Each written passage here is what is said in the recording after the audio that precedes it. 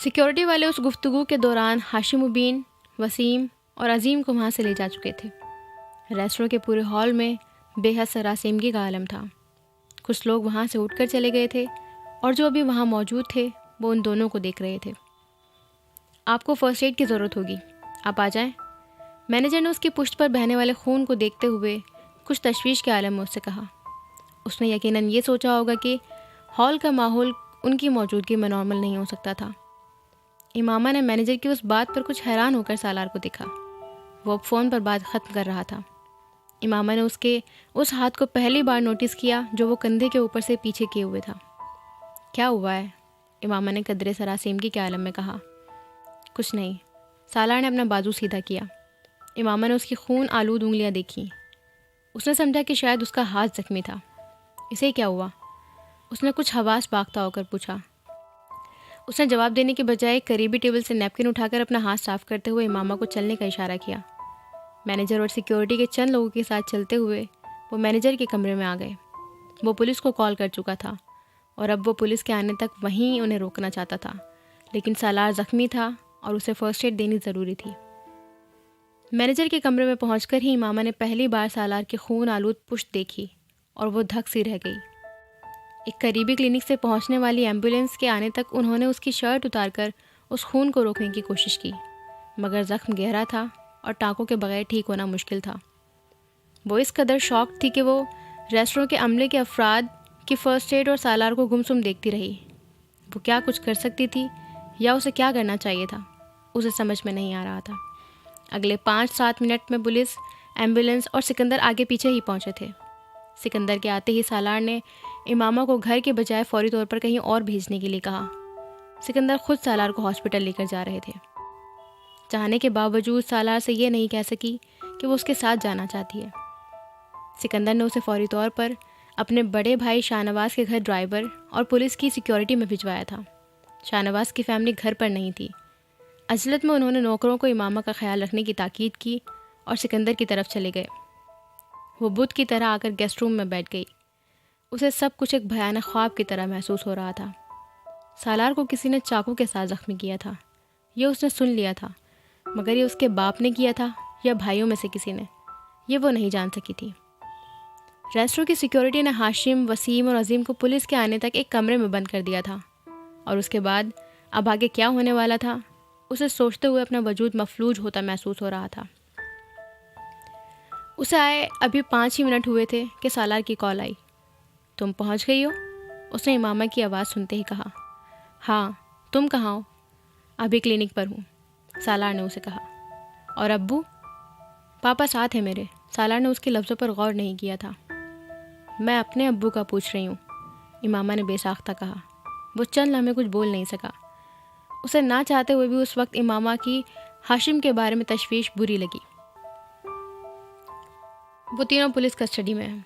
यहाँ से फारिग होकर हम भी वहीं जाएंगे। इमामा का दिल डूबा। बाप और भाइयों के हवालात में होने के तसव्वुर ने चंद लम्हों के लिए उसे सालार के ज़ख्मी होने के बारे में बिल्कुल लापरवाह कर दिया। सालार, प्लीज़ उन्हें माफ़ कर दो और रिलीज़ करवा दो। सिकंदर उस वक्त उसके पास थे। वो इमामा से कुछ कह नहीं सका, लेकिन वो खफा हुआ था। वो उससे ज़्यादा अपनी फ़ैमिली के लिए परेशान थी। वो ज़ख्मी था, लेकिन उसने ये तक पूछने की जहमत नहीं की कि वो अब कैसा है, उसकी बैंडेज हो गई या ज़ख्म गहरा तो नहीं था। मैं तुमसे बाद में बात करूँगा। उसने कुछ कहने के बजाय फ़ोन बंद कर दिया था। क्लिनिक में उसके चेकअप और बैंडेज में 1 घंटा लग गया। खुशकिस्मती से उसकी किसी रग या शरियान को नुकसान नहीं पहुँचा था। क्लिनिक में ही सिकंदर की फ़ैमिली के अफराद ने पहुँचना शुरू कर दिया और सालार को सिकंदर के इश्तिआल से अंदाज़ा हो गया था कि ये मामला बहुत संजीदा नौयत इख्तियार कर गया था। वो खुद बेहद नाराज़ होने के बावजूद उस मामले को ख़त्म करने का ख्वाहिशमंद था, लेकिन सिकंदर नहीं। शाहनवाज की बीवी और दोनों बहुएं आधे घंटे के बाद घर आई थी और तब तक तैयबा भी वहाँ पहुँच गई थी। सिकंदर ने फ़िलहाल अपने घर में ना रहना बेहतर समझा था। शाहनवाज की बीवी और बहुओं ने अगरचे इमामा से इस इशू पर ज़्यादा बात नहीं की थी, लेकिन वो लाउंज में तैयबा और उन लोगों की बुलंद आवाज़ में होने वाली बातें सुनती रही। तैयबा बुरी तरह बरहम थी। वो शाहनवाज के घर आने के बावजूद इमामा के पास नहीं आई। वो खुद भी इतनी हिम्मत नहीं कर सकी कि बाहर निकलकर उनका सामना करती। वो बेहद गुस्से में हाशिम मुबीन और उसके भाइयों को बुरा भला कहती रही और वो गेस्ट रूम में बैठी हिचकियों से रोते हुए ये सब कुछ सुनती रही। ये तैयबा के कड़वे कसीले जुमले या ख़ानदान के सामने होने वाली सुबकी नहीं थी। यह एहसास था कि हाशिम और उसके भाई उस वक्त हवालात में बंद थे और न जाने उनके साथ वहाँ क्या सुलूक हो रहा था। वो जानती थी कि उसकी फ़ैमिली बेहद बारसूख थी और हवालात में उनके साथ कोई आम मुजरिम की तरह रवैया नहीं रख सकता था, मगर वो ये भी जानती थी कि उसकी फ़ैमिली का हवालात में रहना बेहद बेइज्जती का बाइस है। उसने दोबारा सालार से रब्ता करने की कोशिश की थी। उसने पहली बार उसकी कॉल नहीं ली और दूसरी बार उसका सेल बंद था। वो अंदाज़ा लगा सकती थी कि उसने उसकी कॉल से बचने के लिए ही फ़ोन बंद किया होगा। ये दूसरी बार हो रहा था। उसने अपना सेल फ़ोन उसकी वजह से ऑफ़ किया था। क्यों पैरवी ना करूं उस केस को? उन्हें छोड़ दूं ताकि अगली बार तुम्हें शूट कर दे? उसने अस्पताल से पुलिस स्टेशन जाते हुए गाड़ी में सिकंदर से कहा था। मैं बात बढ़ाना नहीं चाहता, बात बढ़ चुकी है और उस सब की इब्तिदा भी उन्होंने की है। सिकंदर बेहद मुश्तइल थे। पापा, वो इमामा की फ़ैमिली है, उसने बिलाखिर कहा। नहीं, वो इमामा की फ़ैमिली थी। उन्हें अगर इमामा की परवाह होती तो वो उसके शोहर पर कभी हाथ न उठाते, और अगर उन्हें इमामा की परवाह नहीं तो इमामा को भी उनकी परवाह नहीं करनी चाहिए। उन्होंने बेनिसुतूर क्या कहा था, सालार को समझने में कोई दिक्कत नहीं हुई। ये एक हद थी जो मैं कभी नहीं चाहता था कि वो पार करें, लेकिन उन्होंने ये हद पार कर ली है। मेरी फैमिली में से किसी को तकलीफ़ पहुंचेगी तो मैं हाशिम फैमिली को किसी सेफ हेवन में नहीं रहने दूंगा। I pay them in the same coin. ये बात तुम अपनी बीवी को बता भी दो और समझा भी दो। पापा प्लीज़, इस इशू को हल होना चाहिए, सालार ने बाप से कहा। सिकंदर का मुश्तइल रवैया उसे खाइफ करने लगा था। वो बेहद मुतहम्मिल मिजाज थे, लेकिन इस वक्त सालार उनका एक नया रूप देख रहा था। ये ख्वाहिश उनको करनी चाहिए, सिर्फ तब यह मसला हल होगा। How dare he touch my son. उसका ख्याल है मैं बर्दाश्त करूँगा ये गुंडागर्दी? अब वो मुझे पुलिस स्टेशन से निकल कर दिखाए। उन्हें ठंडा करने की उसकी हर कोशिश नाकाम हो रही थी। मामला किस हद तक बढ़ जाएगा उसका अंदाज़ा सालार को नहीं था। अगले 2 घंटे में जहाँ उसकी फ़ैमिली पुलिस स्टेशन में आ गई थी, वहाँ हाशिम मुबीन की पूरी फैमिली भी मौजूद थी।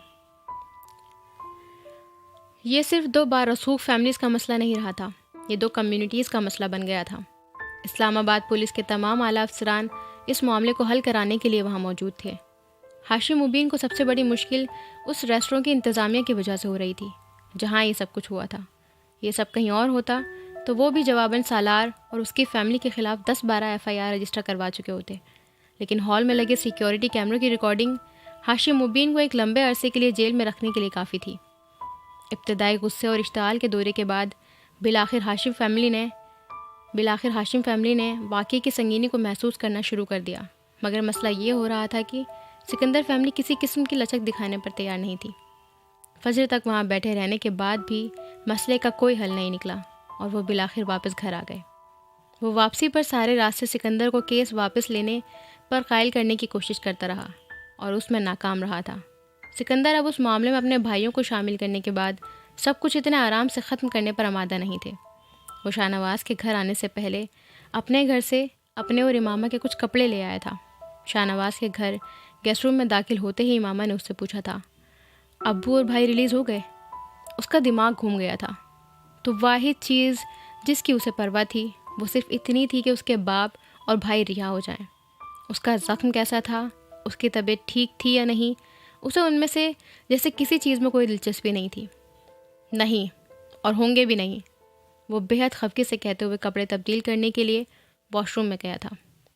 पेन किलर्स लेने के बावजूद उस वक्त तक जागते रहने की वजह से उसकी हालत वाकई ख़राब थी और रही सही कसर इमामा की अदम तवज्जो ने पूरी कर दी थी। वो पुलिस स्टेशन में उसके वॉशरूम से निकलते ही उसने सुर्ख सूजी हुई आंखों के साथ उससे पूछा था। वो जवाब दिए बगैर बेड पर करवट के बल लेट गया और आंखें बंद कर लीं। वो उठकर उसके पास आकर बैठ गई। केस वापस ले लो सालार, उन्हें माफ़ कर दो। उसके बाजू पर हाथ रखते हुए उसने मुल्तजियाना अंदाज में उससे कहा। सालार ने आंखें खोल दी। इमामा, मैं इस वक्त सोना चाहता हूँ, तुमसे बात नहीं करना चाहता। मेरे अब्बू की कितनी इज्जत है शहर में, वो वहाँ कैसे हो? मेरे अब्बू की कितनी इज्जत है शहर में, वो वहाँ कैसे होंगे और कैसे बर्दाश्त कर रहे होंगे ये सब कुछ? वो रोने लगी थी। इज्जत सिर्फ तुम्हारे अब्बू की है, मेरी, मेरे बाप, मेरी फैमिली की कोई इज्जत नहीं है? वो बेसाख्ता कह गया था। वो सर झुकाए हुए रोती रही। ये सब मेरा कसूर है, मेरी वजह से हुआ है ये सब कुछ। मुझे तुमसे शादी नहीं करनी चाहिए थी। तुम्हारे पास हर चीज़ की वजह सिर्फ शादी है। तुम मुझसे शादी करके जहन्नम में आ गई हो। शादी ना हुई होती तो जन्नत में होती तुम, है ना? वो बुरी तरह बरहम हुआ था।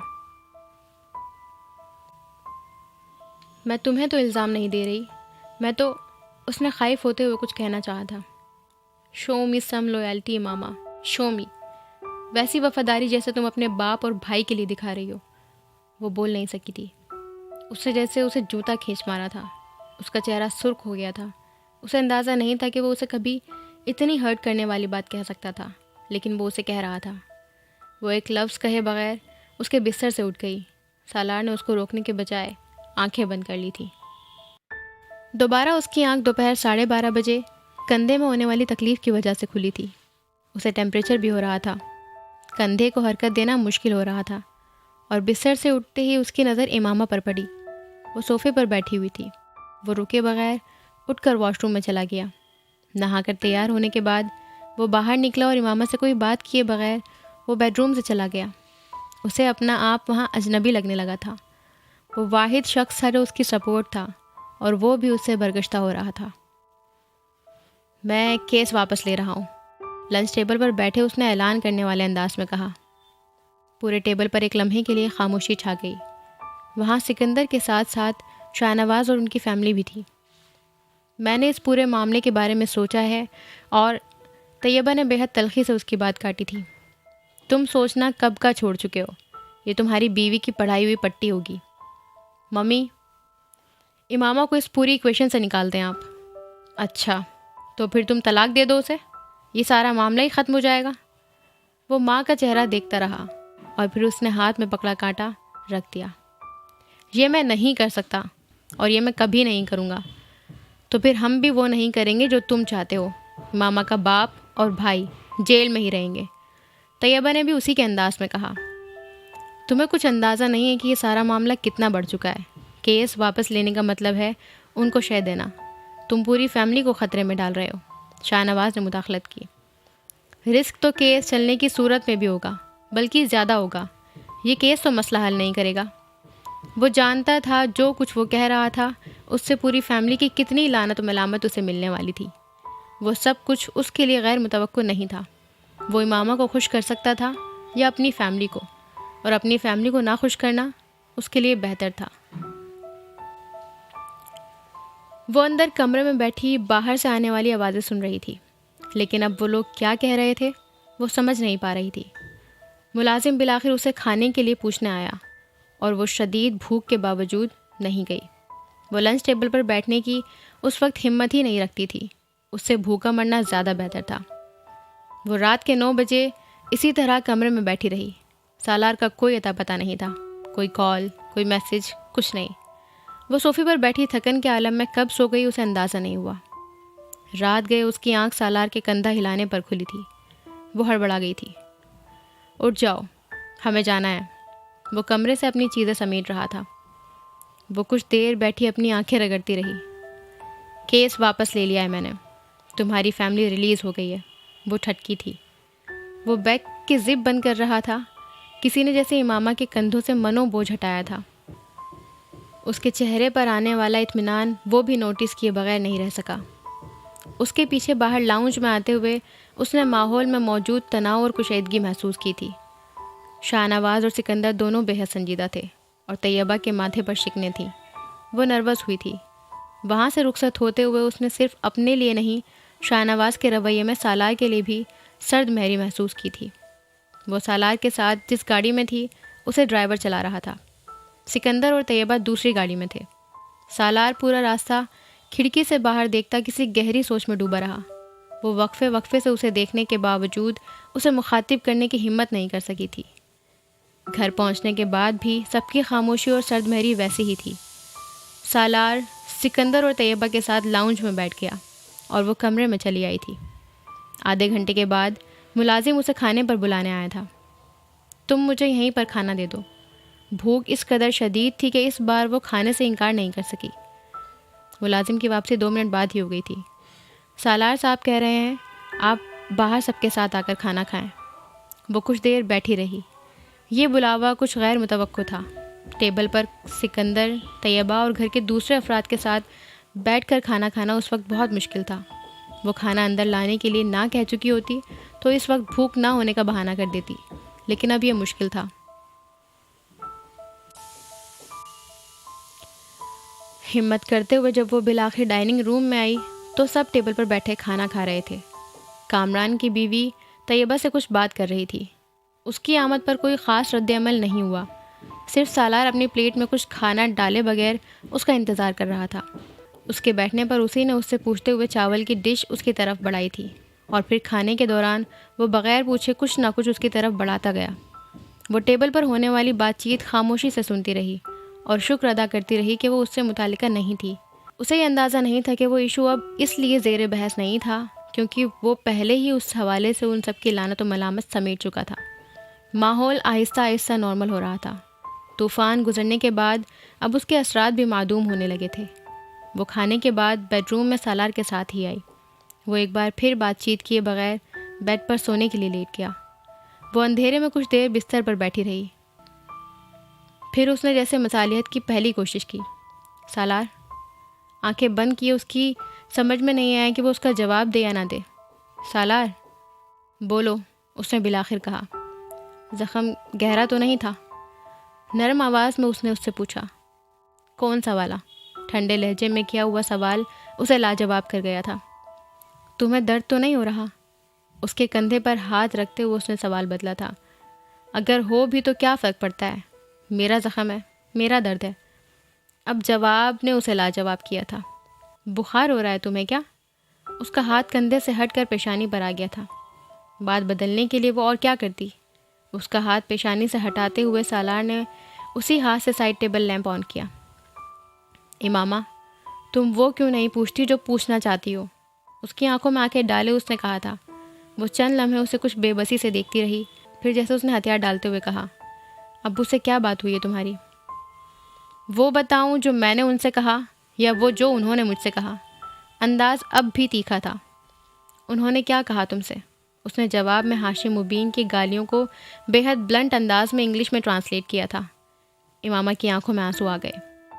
मैं गालियों का नहीं पूछ रही, उन्होंने वैसे क्या कहा था तुमसे? उसने कुछ खफगी और सुर्ख चेहरे के साथ उसकी बात काट दी थी। ओह सॉरी, उनकी गुफ्तगू में 70% गालियाँ थीं। अगर मैं बहुत मुख्तसर भी करूँ तो भी कितना एडिट कर सकता हूँ। बहरहाल बाकी बातों में उन्होंने मुझे कहा कि मैं कुत्ते जैसी मौत मरूंगा और जो कुछ मैंने उनकी बेटी के साथ किया है वो मेरी बेटी और बहन के साथ भी हो। उसके लिए वो खुसूसी तौर पर दुआ या बद्दुआ फरमाएंगे।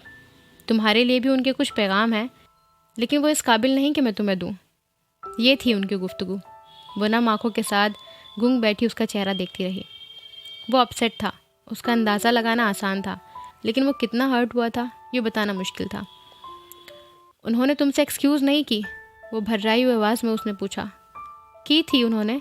उन्हें बड़ा अफसोस था कि उनके पास इस वक्त कोई पिस्टल क्यों नहीं था या कोई अच्छा वाला चाकू, क्योंकि वो मुझे सही सलामत देखकर बेहद नाखुश थे। उसका लहजा तंजिया था। फिर तुमने केस क्यों ख़त्म किया? तुम्हारे लिए किया, उसने दो टोक अंदाज में कहा। वो सर झुकाकर रोने लगी थी। मैं तुमसे और तुम्हारी फैमिली से कितनी शर्मिंदा हूँ मैं नहीं बता सकती तुम्हें। उससे तो अच्छा था कि वो मुझे मार देते। मैंने तुमसे कोई शिकायत की है? वो संजीदा था। नहीं, लेकिन तुम मुझसे ठीक से बात नहीं कर रहे। कोई भी नहीं कर रहा। मैं कल रात से ख्वार हो रहा हूँ, परेशान था। मुझे तो तुम रहने दो। मुझे तुमसे उस हवाले से कोई शिकायत नहीं है, लेकिन जहाँ तक मेरी फैमिली का ताल्लुक़ है तो थोड़ा बहुत तो वो रिएक्ट करेंगे, बट दैट्स नेचुरल। 2-4 हफ्ते गुजरेंगे, सब ठीक हो जाएंगे, उसने रसानियत से कहा। इमामा ने भीगी हुई आंखों के साथ उसे देखा। वो उसे ही देख रहा था। मेरी कोई इज्जत नहीं करता। साला ने उसकी बात काट दी। ये तुम कैसे कह सकती हो? किसी ने तुमसे कुछ कहा? पापा ने, मम्मी ने या किसी और ने? किसी ने कुछ नहीं कहा, लेकिन सालार ने फिर उसकी बात काट दी। और कोई कुछ कहेगा भी नहीं तुमसे। जिस दिन कोई तुमसे कुछ कहेगा तुम तब कहना कि तुम्हारी कोई इज्जत नहीं करता। वो ज़रूरत से ज़्यादा संजीदा था। मैं तुम्हें कभी अपने बाप के घर में भी लेकर ना आता अगर मुझे ये खदशा होता कि यहाँ तुम्हें इज्जत नहीं मिलेगी। तुमसे शादी जैसी भी हुई है, तुम मेरी बीवी हो और हमारे सर्कल में कोई ऐसा नहीं है जिसे ये बात पता ना हो। अब ये रोना धोना बंद कर दो, उसने कदरे झिड़कने वाले अंदाज में उससे कहा। 6:30 बजे फ़्लाइट है, सो जाओ अब। उसने आंखें बंद कर ली थी। वो उसका चेहरा देखने लगी। वो उसे बता नहीं सकती थी कि उसने 1.5 दिन में जान लिया था कि वो दुनिया में कितनी महफूज और गैर महफूज थी। उसके पाँव के नीचे ज़मीन उसके वजूद की वजह से थी। उसके सर पर ये साया देने वाला आसमान भी उसी की वजह से था। उसका नाम उसके नाम से हट जाता तो दुनिया में कोई और उसके लिए खड़ा होने वाला नहीं था। ज़िंदगी में उससे कोई रिश्ता ना होने के बावजूद वो हमेशा उसकी मदद और सहारे के लिए मोहताज रही थी, और इस ताल्लुक़ के बाद ये मोहताजी बहुत बढ़ गई थी। कुछ भी कहे बगैर वो उसके सीने पर सर रख कर लेट गई थी, ये परवाह किए बगैर कि उसके सर रखने से उसके कंधे में तकलीफ़ हो सकती है। वो जानती थी वो उसे कभी नहीं हटाएगा, और सालार ने उसे नहीं हटाया था। बाजू उसके गर्द हमाइल करते हुए उसने दूसरे हाथ से लाइट ऑफ कर दी। मम्मी ठीक कहती हैं, उसके सीने पर सर रखे उसने सालार को बड़बड़ाते सुना। क्या? वो चौंकी थी। तुमने मुझ पर जादू किया हुआ है, वो हंस पड़ी थी। उस वाक़े के बाद अगले चंद हफ्ता वो लाहौर में भी कुछ मोहतात रहे, लेकिन फिर आहिस्ता आहिस्ता जैसे हर डर खौफ ख़त्म होने लगा। इमामा की फ़ैमिली की तरफ से इस बार उस तरह की धमकियाँ भी नहीं मिली थी जैसे इमामा के घर से चले जाने पर सिकंदर की फ़ैमिली को मिलती रही थी। फ़ौरी इश्तिआल में आकर हाशिम और उनके बेटे उन पर हमला करने की गलती तो कर बैठे थे, लेकिन बहुत जल्द ही उन्हें यह एहसास हो गया था कि इमामा को ज़बरदस्ती वापस ले जाना अब उनके मसाइल को बढ़ा सकता था, कम नहीं कर सकता था। वो झूठ जो इमामा के हवाले से उन्होंने अपने हल्काए अहबाब में बोल रखे थे, उनके खुल जाने का मतलब रुसवाई और जग हंसाई के अलावा कुछ ना होता। एक पर्दा पड़ा हुआ था, उसे पड़ा रहने देना ज़्यादा समझदारी थी। उनका वास्ता सिकंदर जैसी फैमिली से ना पड़ता तो वो उस मामले पर अपनी अना को इतना नीचे ना लाते, लेकिन यहाँ अब उनकी मजबूरी थी। पुलिस स्टेशन में तस्फिये के दौरान सिकंदर ने हाशिम मुबीन को साफ साफ बता दिया था कि सालार और इमामों को किसी भी तरह पहुँचने वाले नुकसान की जिम्मेदारी वो हाशिम के ख़ानदान के अलावा किसी दूसरे पर नहीं डालेंगे। आम हालात में हाशिम इस बात पर मुश्तइल होते, लेकिन एक रात हवालात से निकलने के लिए हर तरह के असर व रसूख इस्तेमाल करके नाकाम होने के बाद उनका जोश होश में तब्दील होने लगा था। जहाँ तक सालार और इमामा का ताल्लुक़ था, उनके लिए ये सब कुछ ब्लेसिंग इन डिस्गाइज था। वो ख़दशात जिनका शिकार वो इस्लामाबाद में क़याम के दौरान होते थे, वो आहिस्ता आहिस्ता गायब होने लगे थे, और ये ख़ास तौर पर इमामा के लिए मौजज़े से कम नहीं था। उसने तसव्वुर भी नहीं किया था कि वो कभी इतनी आज़ादी के साथ रह सकेगी। सालार ने ठीक कहा था। चंद हफ्तों में उसकी फ़ैमिली का रवैया फिर पहले जैसा हो गया था, हत्ता कि तैयबा की तलख़ी भी ख़त्म हो गई थी, और उसमें ज़्यादा हाथ इमामा का था। वो फितरतन सुलह जो और फरमाबरदार थी, रही सही कसर उसके हालात ने पूरी कर दी थी। पीछे मैका होता तो शायद कोई बात बुरी लगने पर वो भी उसी तरह मूड ऑफ करती जिस तरह सिकंदर की दूसरी बहुएं कभी कभार करती थी, मगर पीछे बैगेज के सिवा कुछ नहीं था। और एहसानमंद होने के लिए इतना भी बहुत था कि वो उस शख्स की फ़ैमिली थी जो उसे सर पर उठाए फिरता था। कोई वसीम हाशिम साहब आपसे मिलना चाह रहे हैं। अपने ऑफिस की कुर्सी पर झूलता सालार कुछ देर के लिए साकित हो गया था। कहाँ से आए हैं? उसने एक लम्हे के लिए अपने कॉन्टैक्ट्स की लिस्ट खंगाली थी, और वहाँ सिर्फ एक वसीम हाशिम था। इस्लामाबाद से। कह रहे हैं कि आपके दोस्त हैं, रिसेप्शनिस्ट ने मज़ीद बताया। भेज दो। उसने इंटरकॉम रख दिया और ख़ुद सीधा होकर बैठ गया। आज के दिन वो ऐसे किसी विज़िट के लिए तैयार नहीं था। वसीम के वहाँ आने का मकसद क्या था? दोनों ख़ानदानों के दरमियान होने वाले झगड़े को चंद हफ्ते गुजर चुके थे। वो चंद लम्हों तक कुछ सोचता रहा, फिर अपनी कुर्सी से उठकर दरवाजे की तरफ बढ़ा। तभी वसीम दरवाज़ा खोलकर अंदर दाखिल हुआ था। एक लम्हे के लिए दोनों साकित हुए थे। फिर सालार ने हाथ बढ़ाया, वसीम ने भी हाथ बढ़ा दिया था। एक तवील अरसे के बाद उन दोनों के दरमियान होने वाली वो पहली मुलाकात थी। क्या लोगे? चाय, कॉफ़ी? सालार ने बैठते हुए कहा। कुछ नहीं, मैं सिर्फ चंद मिनट के लिए आया हूँ, वसीम ने जवाबन कहा। वो दोनों किसी ज़माने में बहुत गहरे दोस्त होते थे, लेकिन इस वक्त उनको अपने दरमियान मौजूद तकल्लुफ़ की दीवार को ख़त्म करना बहुत मुश्किल लग रहा था। सालार ने दोबारा कुछ पूछने के बजाय इंटरकॉम उठाकर चाय का ऑर्डर दे दिया। इमामा कैसी है? उसके रिसीवर रखते ही वसीम ने पूछा। She is fine. सालार ने नॉर्मल अंदाज में जवाब दिया। मैं उससे मिलना चाहता था। एड्रेस था मेरे पास तुम्हारे घर का, लेकिन मैंने सोचा पहले तुमसे पूछ लूँ। वसीम ने बेहद जताने वाले अंदाज में उसे कहा। जाहिर है तुम्हें ये पता चल सकता है कि मैं कहाँ काम कर रहा हूँ, तो होम एड्रेस जानना ज़्यादा मुश्किल तो नहीं। सालार ने बेहद मामूल के लहजे में उससे कहा। मैं मिलना चाहता हूँ उससे, वसीम ने कहा। मुनासिब तो शायद ना लगे, लेकिन फिर भी पूछूंगा तुमसे, किस लिए? सालार ने जवाबन बड़े फ्रैंक अंदाज में कहा। कोई वजह नहीं है मेरे पास, वसीम ने जवाबन कहा। उस दिन रेस्टोरेंट में जो चिट वो तुमने ही भेजी थी, मैं जानता हूँ। सालार ने उसकी बात काटी थी। वसीम एक लम्हे के लिए बोल नहीं सका। फिर उसने कहा, तुमने और इमामा ने जो कुछ किया वो बहुत गलत किया। वसीम चंद लम्हों की खामोशी के बाद बोलने लगा था। सालार ने उसकी गुफ्तगू में मदाखलत नहीं की थी। लेकिन अब जो भी हुआ वो हो चुका। मैं इमामा से मिलना चाहता हूँ। तुम्हारी फैमिली को पता है? सालार ने पूछा। नहीं, उन्हें पता चलेगा तो वो मुझे भी घर से निकाल देंगे। सालार उसका चेहरा देखता रहा। वो उसका सच और झूठ नहीं जान सकता था। उसकी नीयत क्या थी वो ये अंदाज़ा नहीं कर सकता था। लेकिन वो और इमामा एक दूसरे के बहुत करीब थे, वो ये ज़रूर जानता था। शायद यही वजह थी कि उस रात वसीम ने उसे इमामा के साथ देखकर उसे बाप भाई के देखे जाने से पहले मुतनब्बा करने की कोशिश की थी।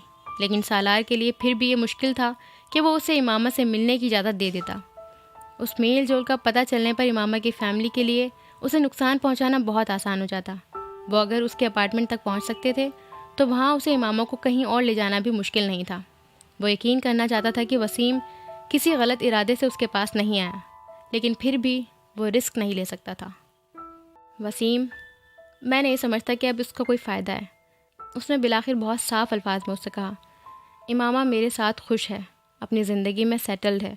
मैं नहीं चाहता वो अपसेट हो या उसे कोई नुकसान पहुँचे। मैं ना तो उसको अपसेट करना चाहता हूँ, ना ही उस नुकसान पहुँचाना चाहता हूँ। मैं बस कभी कभार उससे मिलना चाहता हूँ। वसीम ने उसकी बात काटते हुए कुछ बेताबी से कहा। मैं इस पर सोचूंगा वसीम, लेकिन ये बड़ा मुश्किल है। मैं नहीं चाहता कि तुम्हें इस्तेमाल करके कोई।